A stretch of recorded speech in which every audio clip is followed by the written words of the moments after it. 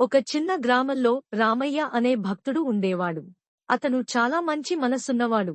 కాని దురదృష్టం అతన్ని వదిలేది కాదు. పనులు సరిగ్గా జరగవు. డబ్బు చేతిలో ఉండదు.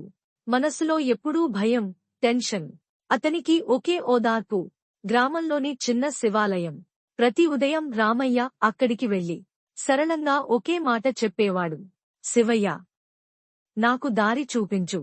ఒకరోజు అతను చాలా నిరాశగా శివాలయం ముందు కూర్చుని ఇలా అన్నాడు: శంభో, నేను ఎంత ప్రయత్నించినా జీవితం ముందుకు నడవట్లేదు. ఏం చేయాలి? ఆ రాత్రి రామయ్యకు ఒక కల వచ్చింది. ఆ కలలో సాక్షాత్తు శివయ్య వచ్చాడు. జటాజూటం, నీలకంఠం, త్రిశూలం, ప్రకాశంగా మెరిసే కళ్ళు.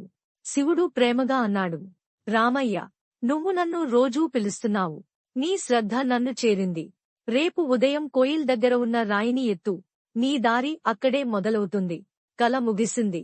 శివుడు చెప్పిన రాయిని రామయ్య ఎత్తాడు. ఆ రాయి కింద ఒక చిన్న పాత పెట్టె ఉంది.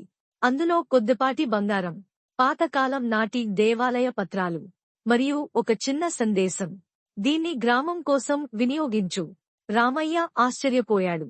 పెట్టెలో ఉన్నదంతా గ్రామానికి ఇచ్చి నీటి బావి, దీపాల గది, చిన్న పాఠశాల నిర్మించాడు.